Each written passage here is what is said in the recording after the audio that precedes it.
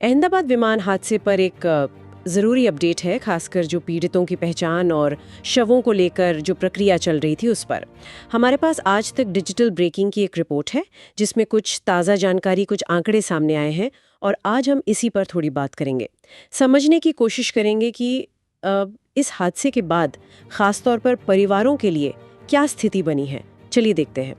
तो पहली और शायद सबसे अहम खबर यही है कि रिपोर्ट कह रही है कि अब तक 260 शव उनके परिवारों को सौंप दिए गए हैं। ये एक बड़ा आंकड़ा है। हाँ, बिल्कुल बड़ा आंकड़ा है। और इसमें जो एक और ध्यान देने वाली बात है वो ये कि इन 260 में से 254 मतलब लगभग सभी उनकी पहचान डीएनए मैचिंग से हुई है। अच्छा। जी, मतलब हर व्यक्ति का जो यूनिक जेनेटिक कोड होता है उसका मिलान करके पहचान पक्की की गई।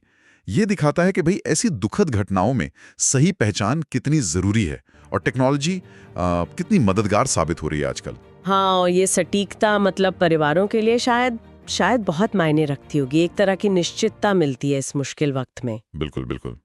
अच्छा, रिपोर्ट में ये भी है कि सबकी पहचान डीएनए से नहीं हुई, कुछ और भी तरीके इस्तेमाल हुए। हाँ, सही कहा आपने। रिपोर्ट के मुताबिक 6 स्थानीय मृतक थे, मतलब जो लोकल लोग थे। उनकी पहचान उनके चेहरों से ही हो गई।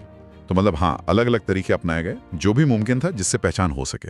तो कुल कितने लोगों की जान गई थी इस हादसे में? यात्रियों और स्थानीय लोगों को मिलाकर कुछ अंदाजा है रिपोर्ट में? हाँ, रिपोर्ट में इसका जिक्र है।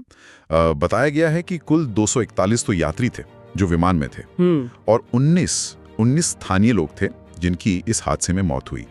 तो ये आंकड़ा अपने आप में बताता है कि हादसा कितना भयानक था और इसका असर कितना फैला हुआ था, सिर्फ प्लेन के अंदर नहीं, बाहर जमीन पर भी। हाँ, ये बात सही है। अक्सर हम सिर्फ यात्रियों के बारे में सोचते हैं। जी। और ये जो 260 शव सौंपे जाने की बात है, इसकी पुष्टि किसने की है? ये कोई आधिकारिक बयान है? हाँ, रिपोर्ट के हिसाब से गुजरात के जो स्वास्थ्य मंत्री हैं उन्होंने खुद इसकी पुष्टि की है। अच्छा। उन्होंने ही 260 मौतों का आंकड़ा कंफर्म किया है और बताया है कि शव परिजनों को सौंप दिए गए हैं। तो जब सरकार का कोई मंत्री ये जानकारी देता है तो मतलब ये आधिकारिक पुष्टि ही मानी जाएगी। सही बात है। ये घटना की गंभीरता और उस पर जो प्रशासनिक प्रतिक्रिया है उसको भी दिखाता है। बिल्कुल, ये सिर्फ एक नंबर नहीं है, ये त्रासदी की सरकारी स्वीकृति और उसके प्रबंधन का हिस्सा है, कह सकते हैं। तो अगर हम सारी जानकारी को एक साथ रखें, 260 शव परिवारों को सौंप दिए गए। इनमें से ज्यादातर यानी 254 की पहचान डीएनए तकनीक से हुई जी। 6 स्थानीय लोगों की पहचान चेहरे से हुई और मरने वालों में 241 यात्री और 19 स्थानीय लोग शामिल थे। और इस सब की पुष्टि राज्य के स्वास्थ्य मंत्री ने की है। हाँ, बिल्कुल सही। यही मुख्य बातें हैं इस अपडेट की।